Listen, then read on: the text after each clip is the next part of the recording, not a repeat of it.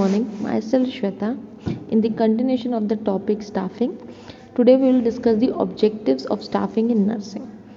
First objective involve the heads of the nursing staff and all the nursing personnel in designing the department's overall staffing program.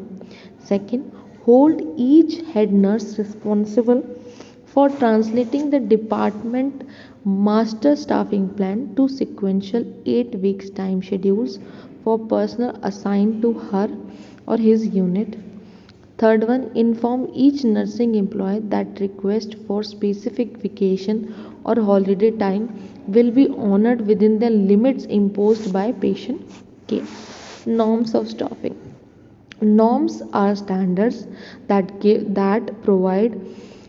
guide, control, and regulate individuals and communities. For planning nursing manpower, we have to follow some norms. क्योंकि हम nursing man powers को plan कर रहे हैं, उसके लिए हमें कुछ नॉर्म्स को फॉलो अप करना है. नॉर्म्स क्या होते हैं? गाइडेंस प्रोवाइड करते हैं. The nursing norms are recommended by various communities such as the nursing Manpower Committee, the High Power Committee, Dr. Bajaj Committee, and the Staff Inspection Committee TNAI and INC. The norms has been recommended taking into the account the workload projected in the wards and the other areas of the hospital. Recommendation of SIU. The norms has been recommended taking into account the workload projected in the wards and the other areas of hospital. Second, the post of nursing sisters and staff nurses have been clubbed together for calculating the staff entitlement for performing nursing care. Out of the entitlement working out on the basis of the norms, 30% post may be sanctioned as nursing sister.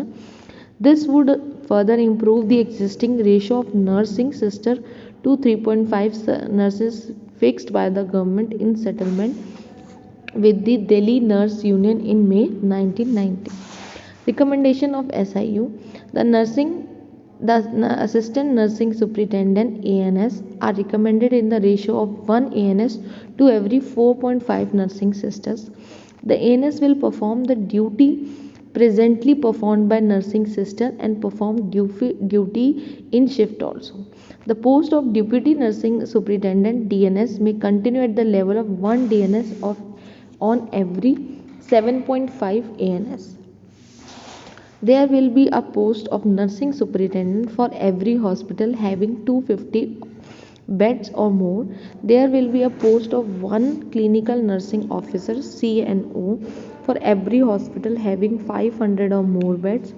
It is recommended that 45% post added for the area of 365 days working include 30% leave reserve. The nurse patient ratio as per the norms of the TNIA and ICN. Chief nursing officer 1 per 500 beds, same. Nursing superintendent 1 per 400 beds or above. DNS or 1 per 300 beds or 1 additional for every 200 beds. ANS for 100 to 150 beds or 3 to 4 wards. Ward sister for one ward sister for 25 to 30 beds or 1 ward, 30% leave reserve. Staff nurse 1 for 3 beds in teaching hospital in general ward and 1 for 5 beds in non-teaching hospital plus 30% leave reserve. Extra nursing staff to be provided for departmental research functions. For OPD and emergency, 1 staff nurse for 100 patients plus 30% leave reserve. For intensive care, 1:1:3 for each shift. It is suggested that for 250 bedded hospital there should be 1 infection control nurse ICN. So these are the norms set by the authorities of the nurse patients ratio. Now I will continue in the next YouTube video. Please like, share and subscribe to our YouTube channel RPIT Academics. Thank you so much for watching.